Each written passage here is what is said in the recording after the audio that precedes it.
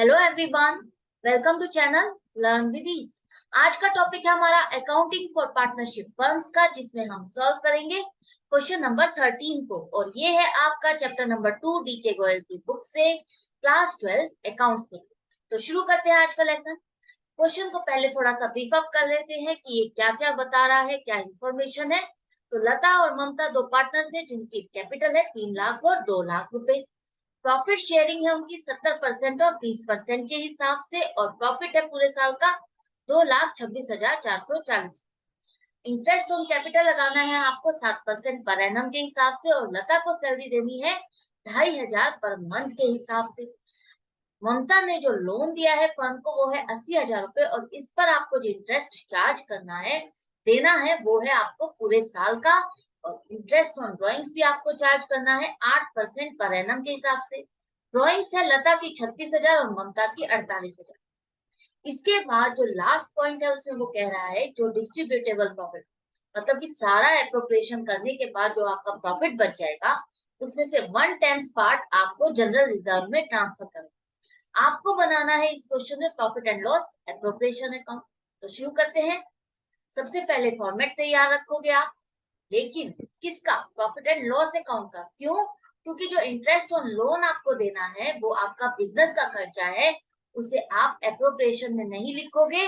जो प्रॉफिट है आपका 2,26,440 रुपए, इसमें से आप इसको लेस कर दोगे। ये बिजनेस का खर्चा है। एक तरह से आप मान लो अगर फर्म ने बाहर से लोन लिया होता तो उस पर भी इंटरेस्ट देता और वो बिजनेस के खर्चे में ही काउंट किया जाता। उसी तरह से अगर पार्टनर ने लोन दिया है तो वो इंटरेस्ट भी बिजनेस का खर्चा है, और उसे आप प्रॉफिट एंड लॉस अकाउंट में लिखोगे। तो इंटरेस्ट ऑन लताज लोन। अब यहाँ पर रेट मेंशन नहीं है, इंटरेस्ट चार्ज करना है। तो आप उस केस में क्या करोगे? उस केस में आप 6% चार्ज करोगे लोन पर इंटरेस्ट। इंटरेस्ट लगेगा पूरे साल का 6% पर एनम के हिसाब से। लोन है आपका 80,000 रुपए, इस पर अमाउंट बन जाएगी आपकी 48। अब ये अमाउंट लेस करने के बाद जो प्रॉफिट बच जाएगा, इसका आपको एप्रोप्रिएशन करना है 2,21,640 रुपए। ये वाला प्रॉफिट आपका एप्रोप्रिएशन में ट्रांसफर होगा। तो ये बहुत इंपॉर्टेंट पॉइंट है जिसमें आप लोग गलती करते हो। तो ध्यान रखना, interest on loan, partners loan आपका प्रॉफिट एंड लॉस अकाउंट में आएगा। अब बनाते हैं profit and loss appropriation account. यहाँ पर आप प्रॉफिट लिखोगे जो आपका प्रॉफिट एंड लॉस अकाउंट में 2,21,640 रुपया है। अब इसमें आप लगाओगे interest on capital. Interest on capital आपको लगाना है 7%, और कैपिटल है आपकी लता की है 3 लाख, उस पर आप 3 लाख 7% लगाओगे तो 21,000 इंटरेस्ट पर निकाल।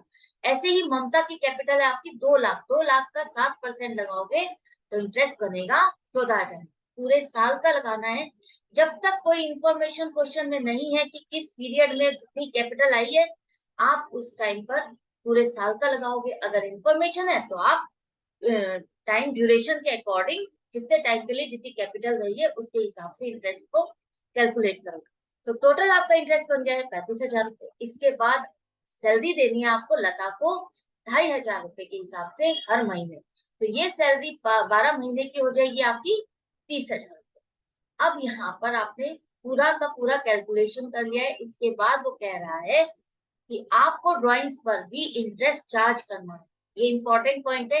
किस तरह से करोगे? क्योंकि ड्राइंग्स का टाइम पीरियड नहीं दिया गया है, और आपको जो इंटरेस्ट चार्ज करना है 8%, लेकिन वो आप पूरे साल का नहीं लगाओगे। ड्राइंग्स पर 6 महीने का चार्ज किया जाता है।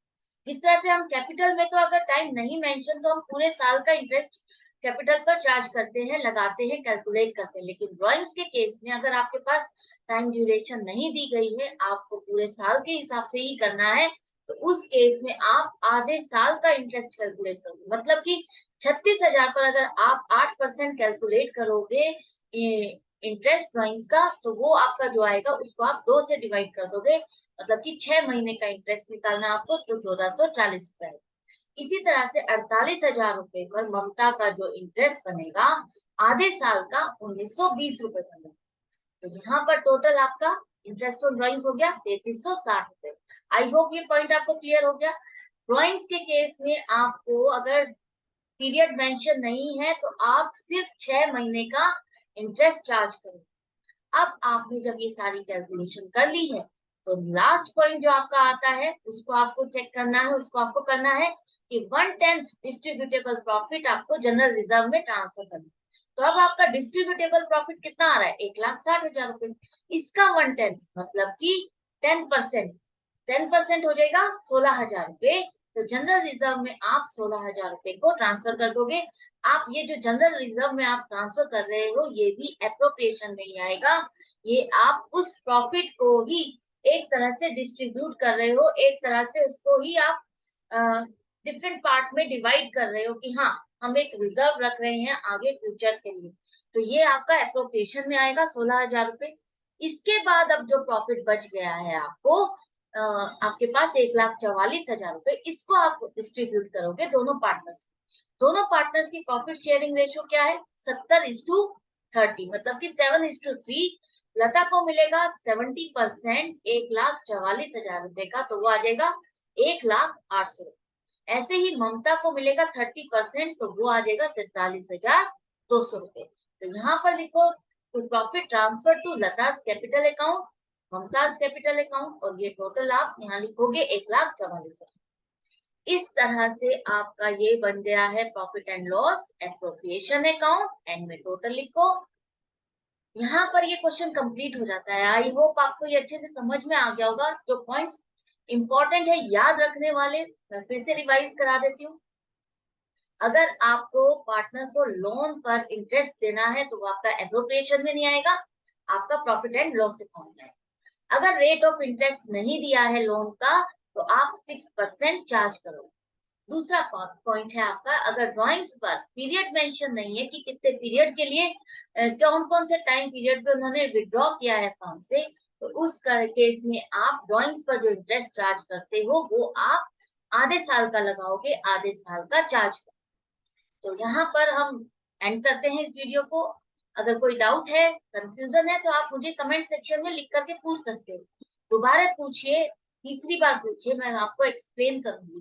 अच्छा लगता है तो लाइक करो, शेयर करो अपने फ्रेंड्स के साथ, और नए हो तो सब्सक्राइब करो।